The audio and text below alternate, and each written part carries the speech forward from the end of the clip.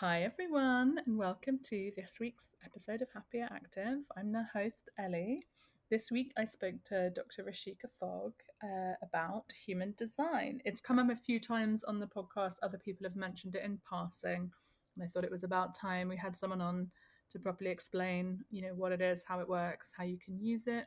She's also a therapist, so it was really interesting talking to her about the ways you can kind of integrate this way of understanding yourself and your energy into lots of different settings, which can help improve your life, health, physical health, different things. So it's kind of lovely mix of education and, again, that kind of practical um, advice about where you can fit it in and how you can use this knowledge to improve all areas of your life if you wanted to and it works for you. So I'm really looking forward to you hearing it. And as ever, if you've got any, feedback, thoughts, feelings, topics you want covered, hit me up. My email's in the show notes, or you can catch me on Instagram. And hope you enjoy the episode.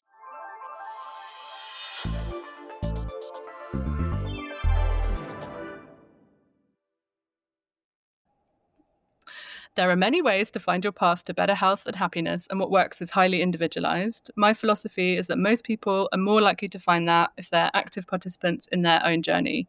So this is a space to start exploring some of the rich and varied areas in which people practice, so you can start thinking about what resonates with you and discover new or different practices to either deepen or start your own health journey.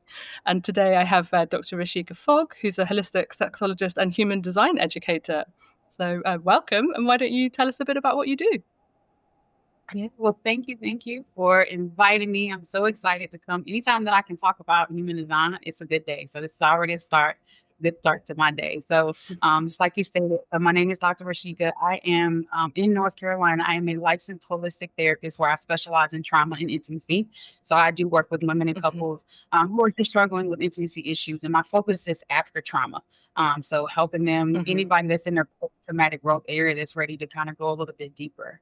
And then on the human design side, I have been using that in my therapy space and also in the coaching space where I educate individuals to go deeper in their healing journey. And my specialty in human design is where I focus on mental health, holistic mental health, and bringing in the avenues of what shadow work is. So I know we're going to dive into all of the things, but so that is a little bit about me. And for anybody who is already in the human design world, I'm a manifesting generator, and we'll touch on some of the types today, but just kind of setting the tone that that is the type that I am. And I'll explain a little bit more about that today. Great. Yeah. So one of the reasons I was saying just before we started that I wanted to have you on is that quite a few people have mentioned human design, but as a kind of side thing, or said, oh, it's in the, you know, realms of what I do. And I guess it's not something I know loads about. And it's one of those terms I'm hearing more and more. And so I thought it was about time we had a sort of proper explanation for people who are in the same place as me, of kind of hearing about it quite a bit, but probably getting some misconceptions by just having little snippets about it and not really getting the whole picture. Yeah, I appreciate that. Well, one thing, there are so many different definitions of how people explain it depending on how they use it. But Mm-hmm. what I like to Yeah. call it is I call it cheat code when it comes to your energy. So human design has a mixture of foundations of different systems that goes from quantum physics to the Western chakra system. So it's mixed up under different systems created back in 1987. That's the geek side of it, the people who want the history side. But I call it the energetic cheat code because it pretty much tells you who you are, and this is based off of your birth time and your birth information. So for my astrology heads, this might sound familiar to you, but you definitely have to have that information. And you pull up your human design body graph. And what human design pretty much tells you is that this is how your energy is designed to work in this world. And it reminds us that we Mm-hmm. have to get out of the mind and get into the body. And a lot of us are stuck in our own mind. So it is a beautiful tool that I like to use, especially when I'm working with clients to help them see, like, no, nothing's wrong with you. You're not broken.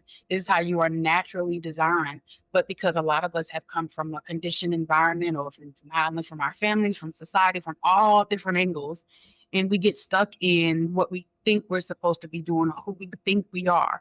But human design is pretty much our Mm-hmm. energetic map to say, well, this is who we are. We are individual. I can have 10 people of the same type in the same room and they all operate differently in their energy. So it pretty much gives us, a nice map to say, okay, this is how my energy is, this is how my personality is. It has different things in there about your purpose. So it is really a map of your energy, and you get to explore the many facets of what that looks like. So I think that's a good start to say, like, if you are questioning just who you are, or you want the permission of like, oh, this has been me all the time. Because a lot of times when I first introduce people to human design, and we have maybe our human design reading, they're like, oh my God, this is true.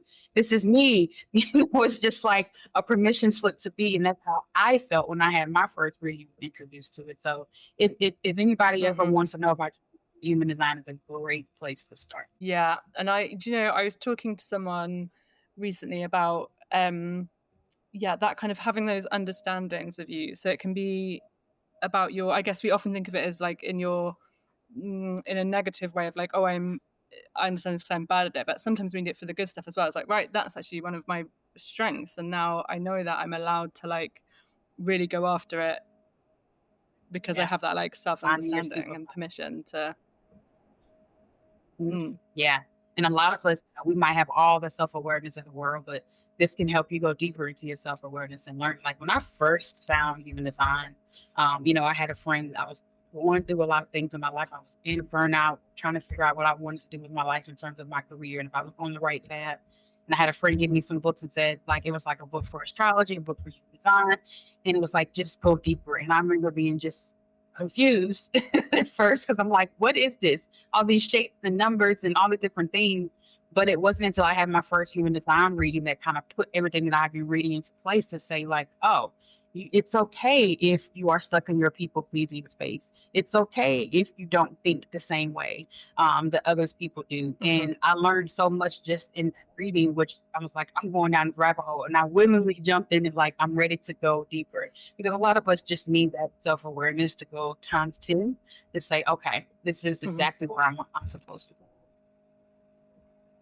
Yeah, and sometimes taking that next step can be really difficult because you think it's frightening, right? And so, but if you have that knowledge of like, actually, that is something I am. It's not just me being like, oh, delusional, like maybe I am good at it. You have that like self knowledge of like, oh, actually, no, this is something I'm going to be good at because of all of these reasons, and now I have that backing to like take the risk. Yeah, yeah. And one thing that I've learned over the years of studying it is that it also, outside of just, understanding your energy, it's also connected to, from a health perspective as well. And it's why I love it as a holistic mental health too, because, I look at people from every aspects of their life. So the human design center, the center in the body graph, they allow us to say, okay, like for example, there's a center in human design called the root center, and it's the very bottom of your chart, and that is all related to stress, how you handle stress, what stress looks like, how you handle your pressure. And so different areas of the chart is connected to help you figure out, how am I supposed to respond in the body? How does my energy look in different aspects, from the emotional space, from the willpower, determination, from how we're supposed to use our energy. So it definitely helps us, go deeper in our purpose in terms of how we're supposed to be managing our health in those ways. Because a lot of times we get stuck. People think, oh my God, I'm such a bad person because I procrastinate. Well, that may be in your design, that you may take a little Mm-hmm. bit longer to get the day started. And you might have been told, get up and get to that job by 8 o'clock. And then just when that person, you might thrive better at 10 a.m. instead of 8. And so it's so many different things of learning how we function in this world, but also paying attention to how it connects to our health as well.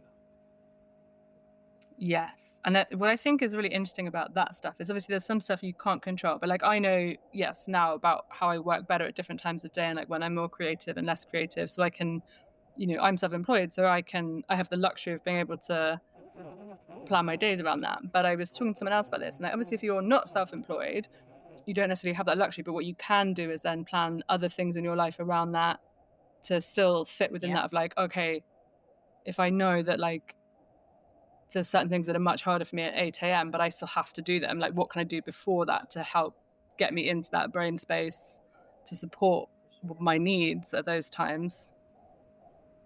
And that's still has kind of the same benefit. Yeah, I love that you said that because that's a lot of times. So a lot of people, like they don't have the luxury of working from home or kind of being self-employed. And so it's like I remember times where it's like I had to be at a job at 7 or 8 a.m.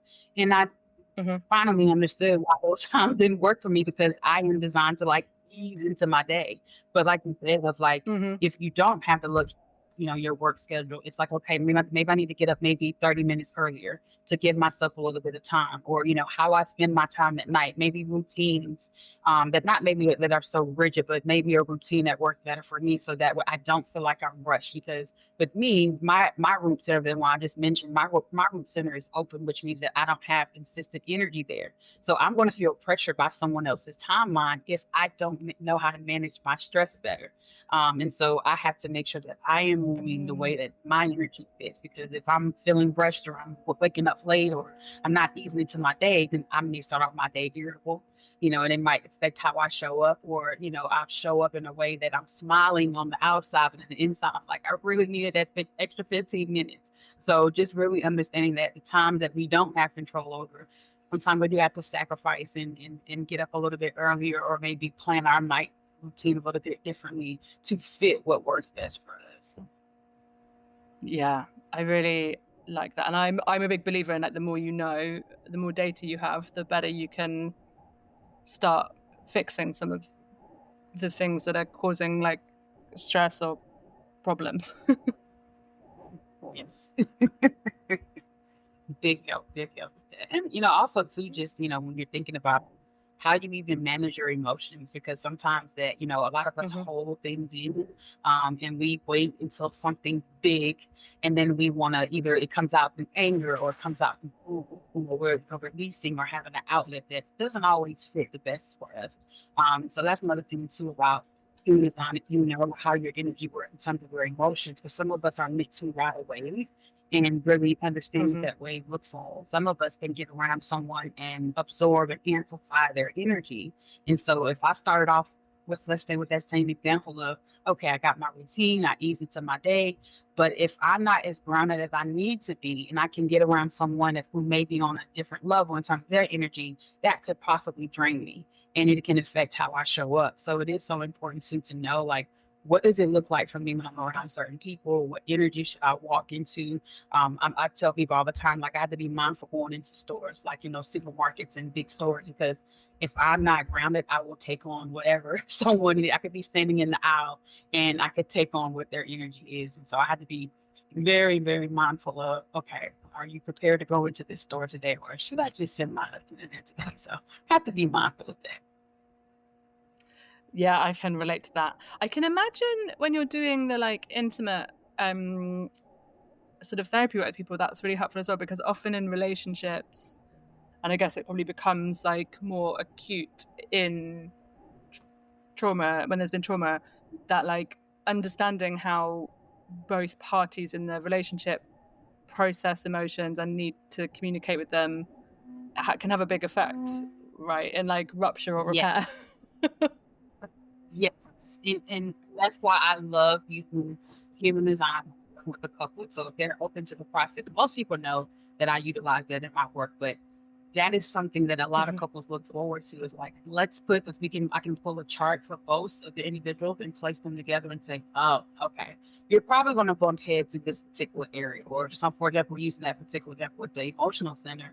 If I have a couple, or even it could be siblings, it could be a parent and child, but if one has an open emotional center, which means that that they amplify energy, and one has more of a closed energy, they're consistent, they could bump heads about how they're feeling. And so having that dynamic in front of me, being able to say like, okay, you operate best when you can ease into your day, versus the other person may be like, oh, ready to go, we got so much energy, and I'll need a routine in the morning. So it's so important to understand how the energy works. I love it working with couples and getting people who are getting partnership charts, or either charts. Even for me, when I put my son and I chart together, I was able to understand how our energy works. So I love it for periods too.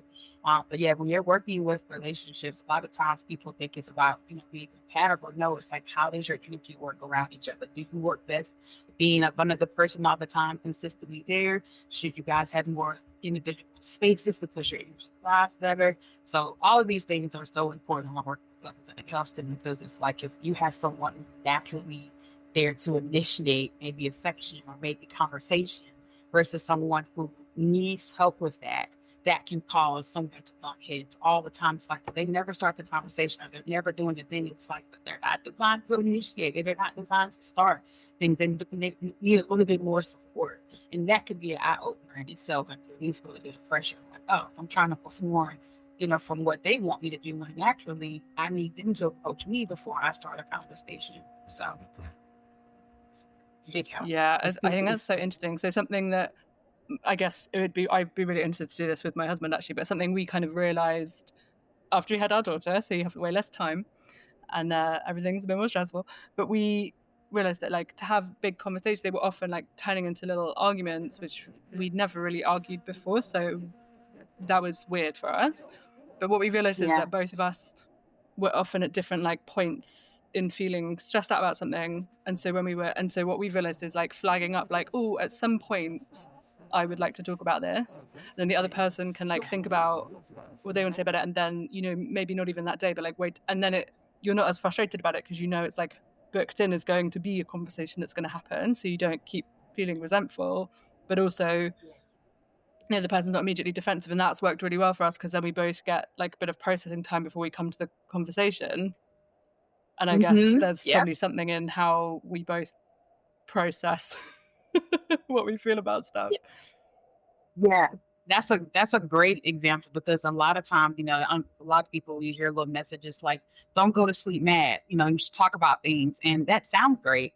But literally, what you just said, that there are some people who need a little bit more time. Some of us are designed to wait a day or two, or maybe three, before we really respond to something, and that's because we have to make sure that we're responding in a way that has clarity. Some of us are more gut thinkers where we can really, have that saying of like, listen to your gut. That's not everybody's decision making center. So some of us need a little bit more time to process, a little bit more time to kind of take a step back before we, sometimes typically we don't really need that. So we need to kind of step back. So it really depends on if you like, for example, if someone has an emotional center defined, they move with clarity. They could be in their wave and it's like, nope, I'm not ready to talk right now because I might speak out of anger or whatever. And then if I take at least another day or maybe the next morning, I've calmed down, let's come in and address it. And it'll be more of a conversation instead of an argument. I love that you guys know that about yourself because that is a huge one that I work with couples when it comes to communication. Like, let's just see how your emotions show up and how you're designed to communicate.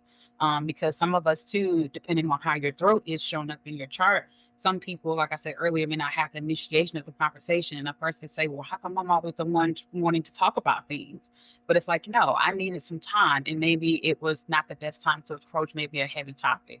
So that is a huge one, knowing like we don't all process things the same. And just because you want to talk about this now does not mean I'm ready to talk about it right now. Yeah, and sometimes the other person bringing it up, like especially if you're that kind of person, like so my husband really likes to have these conversations, but he doesn't like to bring them up. It's probably something in that. And so often, like if I say, oh, can we talk about this at some point, he'll feel like a huge sense of relief because he's been wanting to, but he hasn't wanted to know when to bring it up, or he didn't want to like ruin a nice day by being like, oh, there's this difficult thing we've got to talk about.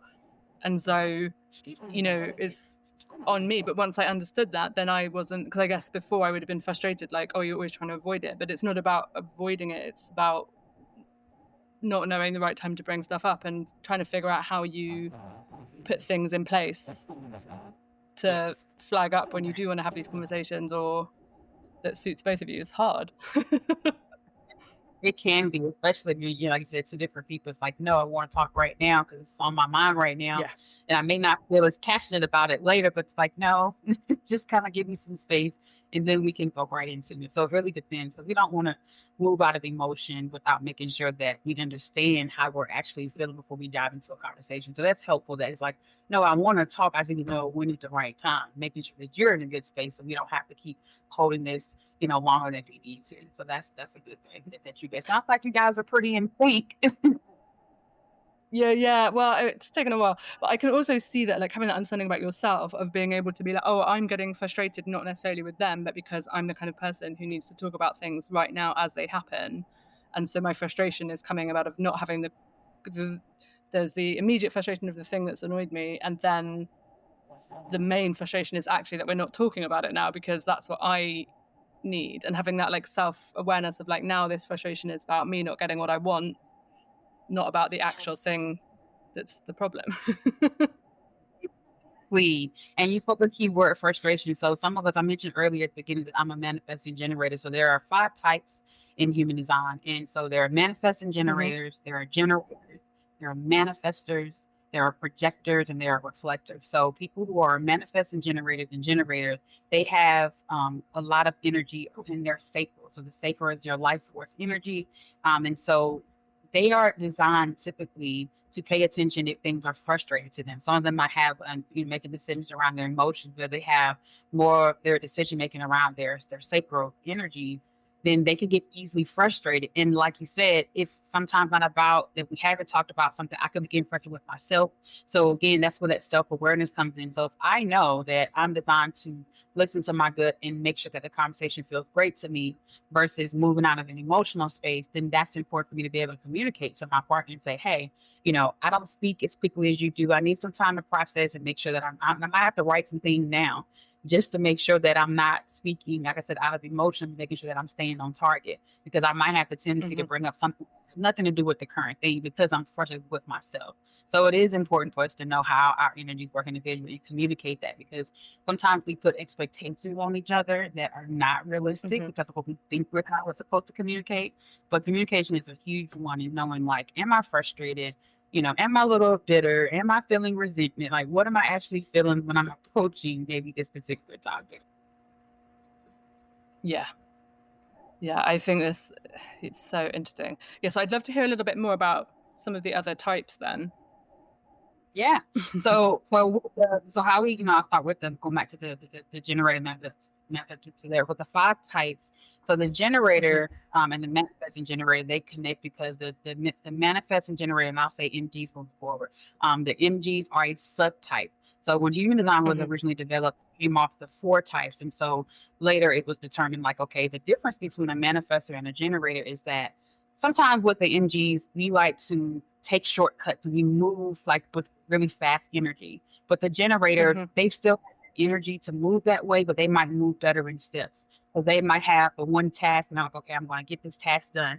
Me as an MG, I have 50 tabs up, and I know where every last one of them are supposed to go.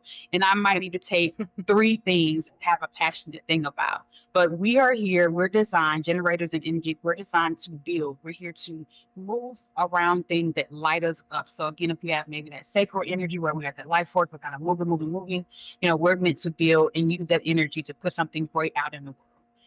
And so when you Hmm. think about projectors are more here to be the guide. They are the ones I call them like they have a no BS reader. Like they can hear you say one thing or just be in your energy, but like, okay, that's BS. But they are here to guide us and to lead us. And I always say that they're here to Hmm. keep generators and MGs together to help us stay on track because we can have all these things going and sometimes we can feel kind of scattered around. But projectors again are here to lead and guide and make sure that we are doing what we're supposed to do. A manifester. It's a smaller percentage of them in the world, but they are here. I call them the fire stars. They're here to spark something.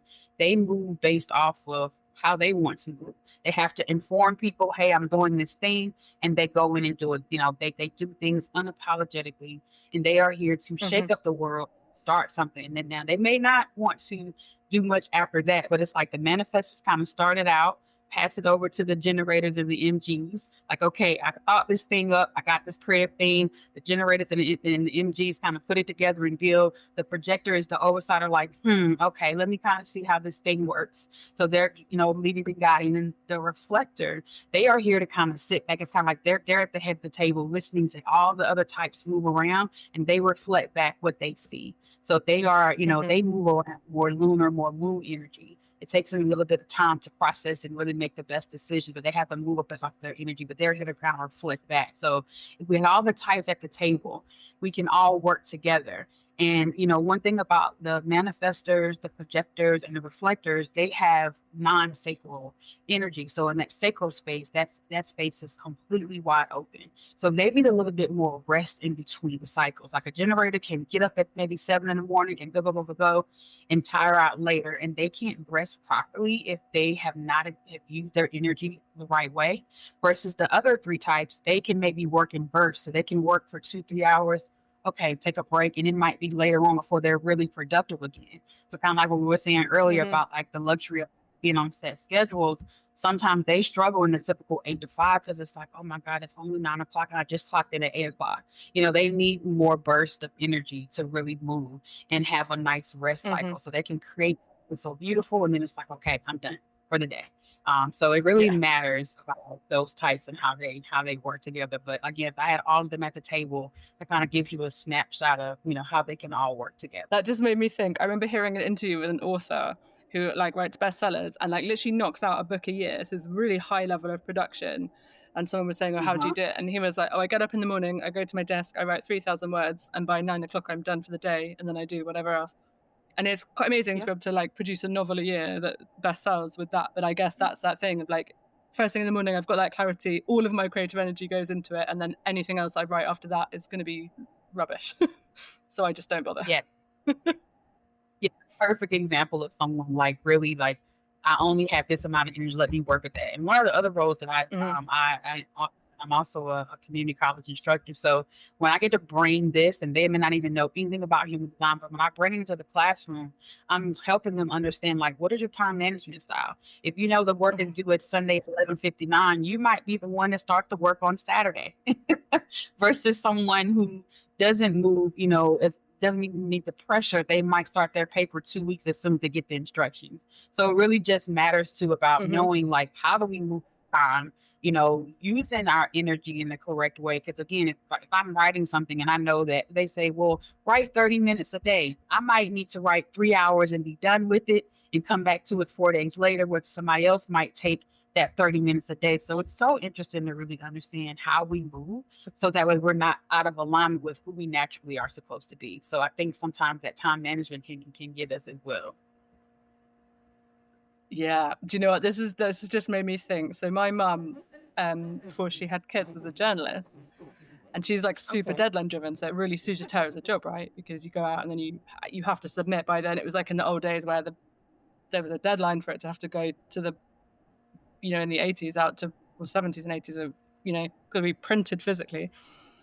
Um, and I was talking to her and I was like, do you think you're like good at being deadline driven because you did that job for so long, or because you were good at the job because that was like part of you? And she was like, I think it's probably like a bit of both, because you obviously learn the skill even better doing it. But lots Uh-huh. of people struggled, where they're the kind of people, who want more time and they want like an hour after they finished it to like reread it and maybe think about it. Where she was just like got to the point where she's like confident to be like, I know it takes me an hour to write 1,000 words, so I can, if it's due in at 8 o'clock, I can start at 6:59, so that I've got that 1 minute to play with. But basically, and but I guess so. Sometimes you like fall into things naturally that suit your type, right? Yep. Without really knowing that's what's happening. Yeah.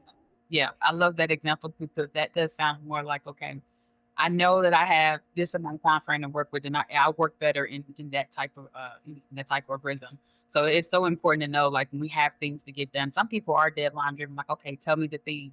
I did a presentation the other day on was more in my academic setting, but teaching people about invisible struggles that we have, and sometimes Mm-hmm. knowing that okay, if I have more of an interest driven nervous system, that means that I need to have some interest in terms of how I move, but the most of the world falls into what we call important driven nervous system. And with that, they know that okay, I have to get this done, give me the deadline, I'm going to write this thing down, I'm going to have a plan in place, I'm going to get it done.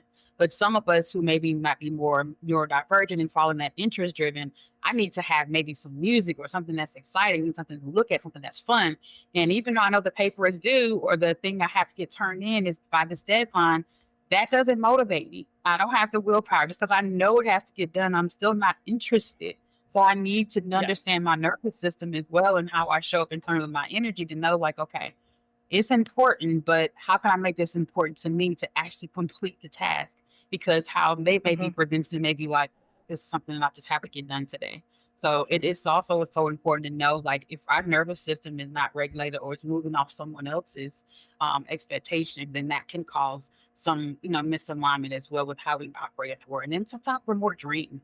So I think the biggest key is like making sure that we understand how we are as individuals so that we can know how to show up in space that, think we're supposed to perform a certain way. So it's like, okay, I can't get this, thing done in a month. I might need extra 2 months, but I can't Mm-hmm. communicate if I don't know what that looks like. Yeah.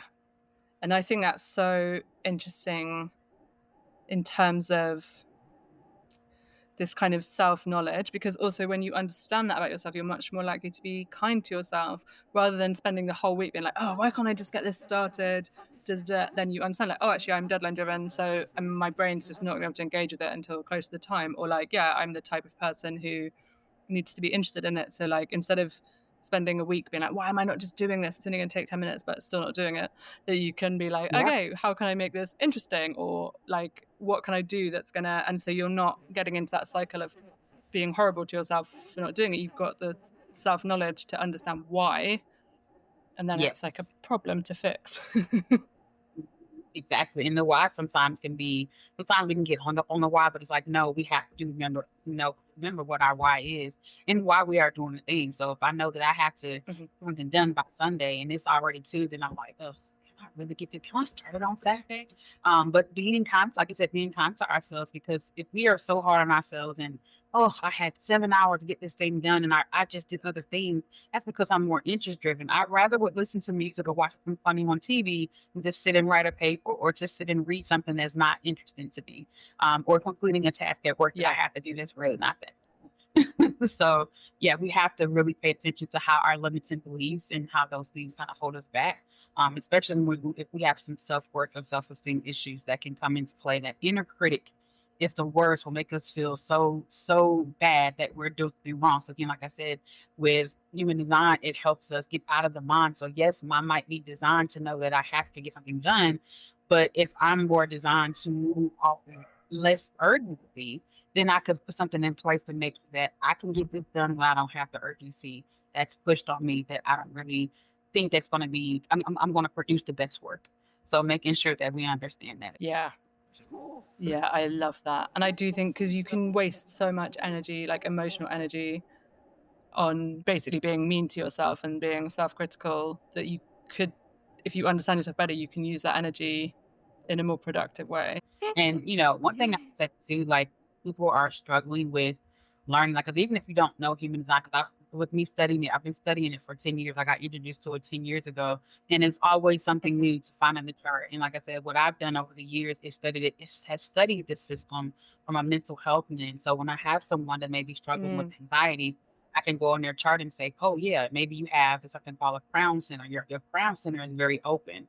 And if someone has that particular center open that is at the top of your chart, then you are more prone to get very inspired by everybody's inspiration. And then you could be overthinking and wanting to do all these things, versus someone who has that energy more defined. They're like, no, I know I'm supposed to do 1, 2, and 3.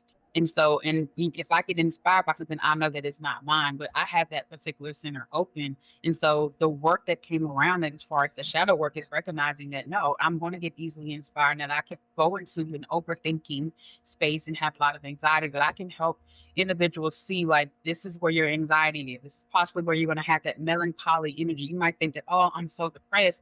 No, you just might have melancholy energy, maybe feel down because of something that, that naturally is okay for you to feel that way. So it does help us understand, like, you're going to have limiting beliefs around these things, and let's do the work around this, because the openness in our human design charts is really where should be focusing on sometimes when it comes to, why do I keep doing the things that I'm doing? So if I have, an open crown center and I'm wondering, why do I feel I'm all over the place? Well, you're naturally pulling in everybody else stuff from this space. And then the second center, so you have the crown center, then you have the Andra center, which is typically the third eye center, and the chakra center. And that is the mind. That's where we conceptualize information. And so if I have that center open, which I do, but having that center open, I'm not designed to be certain about things. I'm not designed to be able to speak in a way that I'm supposed to just know everything. It's okay for me to say, you know what, I don't know. Let me look this up and figure this out. But if I've been conditioned to believe, like, no, you should know this. You're a certain age, or you're in a certain career, you should know the thing.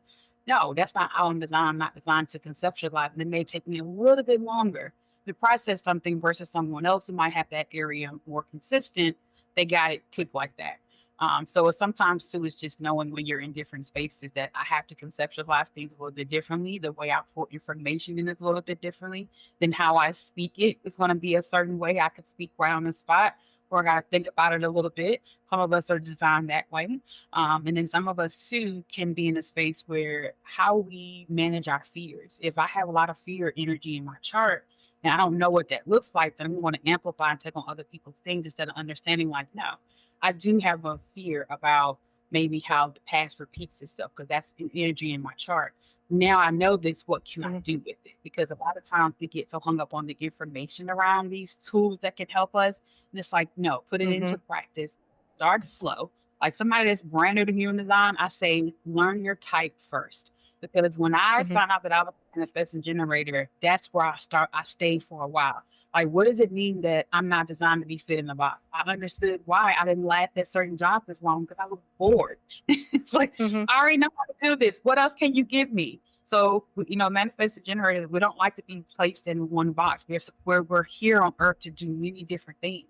But with me not knowing that and someone telling me, no, you should stay at your job 5 or 6 years, and people admiring that, but it's like, no, you might actually should be in your job maybe a year and maybe Mm-hmm. advance or something that we're going to come across. So it's really important if you're brand new to human design to start with your type and really do some shadow work around. Now that I know this, how can I use this? How can I be okay Mm-hmm. with if I'm a projector? If I'm here to lead and guide, am I really doing that role in my job? How is that really applying in terms of my life?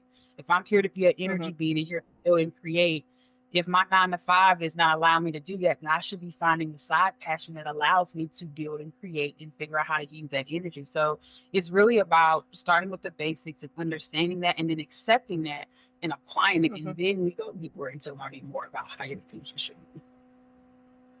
I really like that.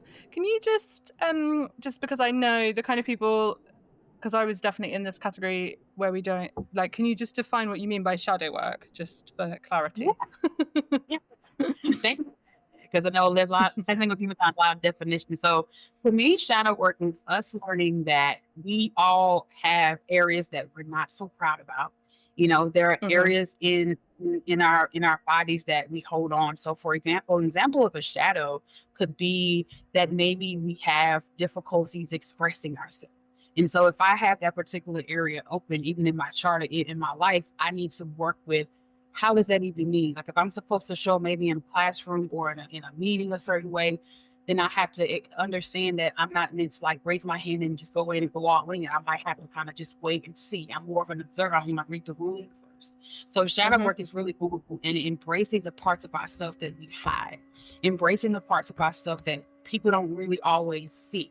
And so it's going in and Mm-hmm. saying like, taught that I'm supposed to speak a certain way when in reality that doesn't fit with me.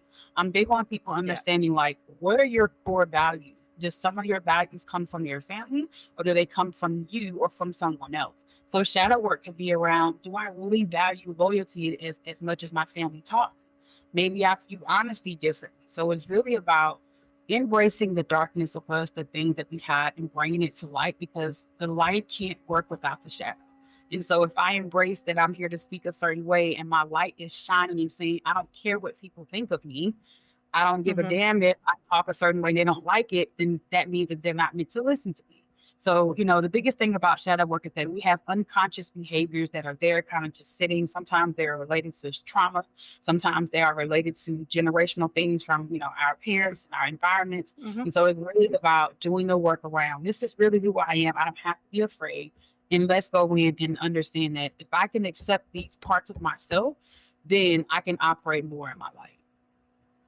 It's really interesting. So something that I've talked about quite a bit before and that I've been thinking about a lot recently, because I think I'm from a big family and I think these things can be more obvious in big families, but it's a way of this where if you're in a big family, there's a lot of siblings, you can all have kind of roles in the family, and they might be based on like an interest you had when you were like 5 that you've grown out of or changed, but they kind of become the family pattern. And sometimes when you're an adult, you can have this like uncomfortable feeling.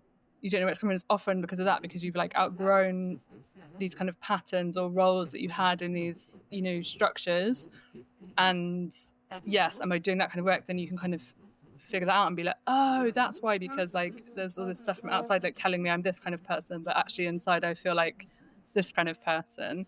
And it can happen in obviously smaller families or friendship groups, but I think in big families it's often much more obvious, because if there's like, say, 5 or 6 kids, they'll be like, oh, this is the funny one, this is the sensible one, this is the sporty one, this is the one who got straight A's or whatever. Like it's often much more like shortcut explanations of people's like personality. Yeah, love that. Yep. And again, like you can start off and grow up that way, but then sometimes parents, being who they are, we love them, that they'll still see us as the funny one, or whatever they've named us. And it's like, that's who I was at 10 and maybe 15, but as an adult, maybe I don't laugh as often, or maybe these things are not as funny to me as they were before. So really, especially when I'm doing like family dynamics, while I'm using human design, is really getting sometimes people to understand like, this is who they naturally are. And maybe you have someone that maybe they weren't really into sports, but maybe they use their energy in a different way when they become an adult, and they may not be as, into sports. They use their fitness in a different way. So it is important too for families. I love to do like family mapping, to help kind of people to see like, okay, this is how your parents naturally are. And when you have a big family and understand how all the energies work naturally, it makes more sense. Like, oh my God, Tom, you really were the funny one, but your shadow was, no, my brother typically is the funny one. Don't put the highlight on me, when it's really like you had some funny stuff going on too. That was your talent too. That's the thing too about knowing about your shadows. It's like, how can you naturally fun and not based off of what someone else told you or what they thought you're supposed to be? Because sometimes we try to live up to what those things are, and it's like, no, that's not who we are anymore. And we're here to grow and evolve, right? So. Yeah, and I think that can be difficult when it's something that's like seen as positive, but you might feel like it's not as strong, or when it's, because I think when it's negative, big negative things like like generational traumas, they're much more obvious, or like when it's like, oh, you're so sensitive, those kind of negative things that can be like patterns in families, we understand them and we know it's easy to identify. But when it's like, oh, you're so good at something that you maybe don't feel you're good at, or you don't want that to be your. So like I remember having a friend at school, she was really good at singing, and I guess they were like, oh, wouldn't it be amazing if you were like a professional singer? But she wanted to go and, I can't remember, study something completely different, and it caused a lot of tension, because I guess they were like, oh, it's like wasting this amazing talent. But she was like, well, I want that to be like a hobby, but I don't want it to be my job, and I want my job to be something different. And that is really interesting, because that caused like a lot of discomfort, but I guess from the outside it would have been seen as like positive pressure. Yeah. And I love that too, because a lot of times people do that. They think, well, you're naturally supposed to do this. You have a voice, you can sing. And it's like, no, it's just more of a side passion for me. I don't want to make money off of this. I don't enjoy doing it. My husband, he enjoys cooking for the family, but he would say, I don't want to do that as a career. I could never imagine doing that. So it's like, how do I keep my energy where I still love cooking? I do it when I want to do it and when I enjoy doing it for people who actually enjoy it, versus making it a career. But that can be a big thing with them. I see all the time I'm working with people and they say, well, I ask them about their career. Well, my parents thought it would be a good idea if I did this, or I've always been taught to do this. And it's like, but do you like it? Will you enjoy it? A lot of times people think their purpose is attached to a job, when really maybe your purpose is to find balance in your life and know what it's like to just have fun. Because adults, we don't have fun. We get adults and we get bored because we got to pay bills and we have all these roles. But maybe your design, your purpose is to teach people how to have fun. Your passion might be to teach people how to, become skydivers and enjoy jump out of a plane. You just never know. So it's like sometimes people place their expectations on what they think we're supposed to do, when you naturally are hiding behind, again, the shadows of other people. So I think that's a huge one. I'm pretty sure a lot of people can connect with that. Someone else thought I should be doing this, or maybe I played sports from elementary to high school, but when I got ready to go to college, I wanted to be completely different. But I don't want to let my parents down, so maybe I'm still going to do the thing. And it's like, but we really wanted to be a PE teacher for you. So I think a lot of times people just have to really understand when they become adults, like, this is who I am, and know that people have it in their charts as well too, that they struggle with the confrontation. And so if they're taught like you're not supposed to say how we feel, and they're not naturally living in their energy, then they end up wasting time that they're not using properly. So it is important that some things are just meant to be a hobby, or a side passion. I mentioned earlier about someone having an open crown. Like you can have 20 ideas of like, oh, I want to do this, this, and this. And then when you come off that natural, inspiration high and you say, no, that I liked it for them and I was happy for them, but I could never imagine doing that. But again, sometimes we have to take a step back and realize what these things mean to us and think about like, did I really be sitting in this particular job or wanting to do a singing career? Somebody might have stage fright. Singing in front of big crowd, they might can sing in front of a small crowd or singing for the family. So it's a big thing to learn about what is your passion, what are you here to do for fun, and maybe your career is something that you just do. That saying like never work a day in life if you enjoy what you do. For some that's true, but there are some people who may never love their job, but they may like it enough to stay on it a little bit longer. But your love may be that I love to just simply just be at home in quiet and peace and read and making sure everybody's good. And that might be more passion than going to work for the day. Yeah, and for some people, like having a job that brings in a steady paycheck, manages their bills, and that they don't bring home with them, so they can really enjoy their life outside of work to the fullest, is what's important. And then they don't. So the enjoyment of the work is less important. It's is it stable? Is it steady? Does it give me enough free time to do everything else that I want to do? Great, then that'll do. Yeah. And that's just enough. Some people are chasing I don't love what I do. It's like you don't have to. Like you said, if it brings out that too, if it brings stability, I like it enough to show up, and it brings. Then when I know that, like I said, I'm not bringing that work home, when I'm doing all things that actually bring me fun, more interest-driven things, then I'm going to have that joy. And it's okay that I don't love everything that I do about a particular job or everything that I'm doing for something.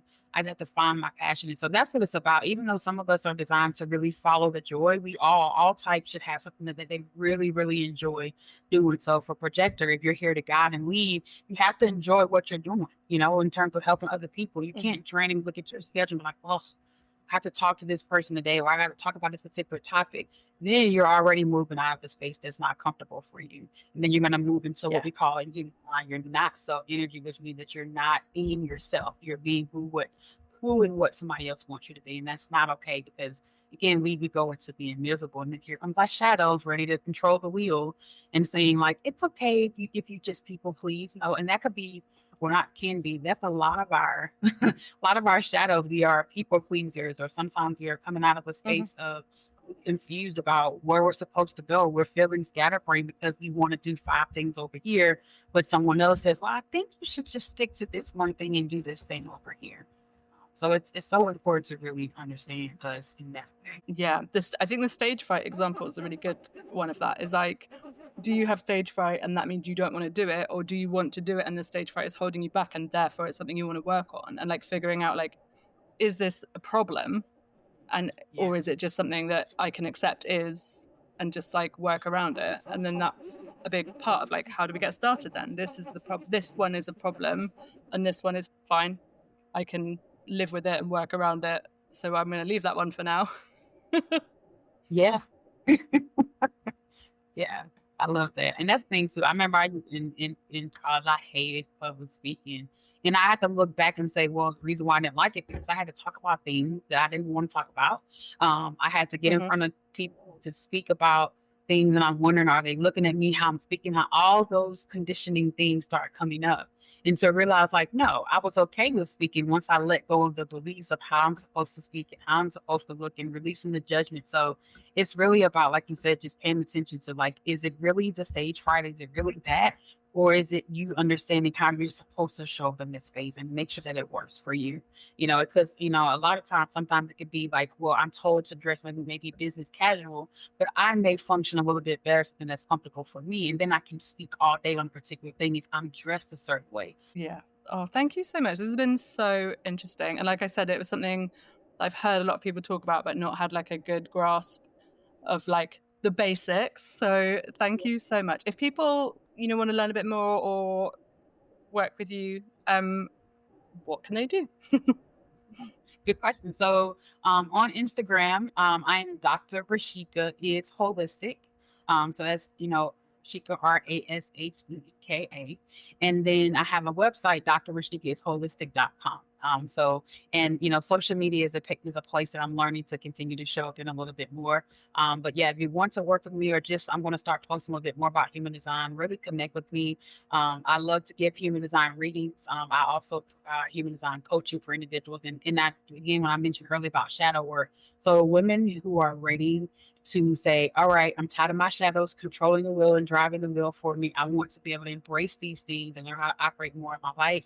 Then human design can do that for you. And I would love to come back at another time to go a little bit deeper for individuals who, this has maybe sparked your interest. We can continue the conversation, but the awareness is key. Once we get it started, then that's the best place to be. Amazing. Thank you so much. This has been absolutely great. Thank you for having me.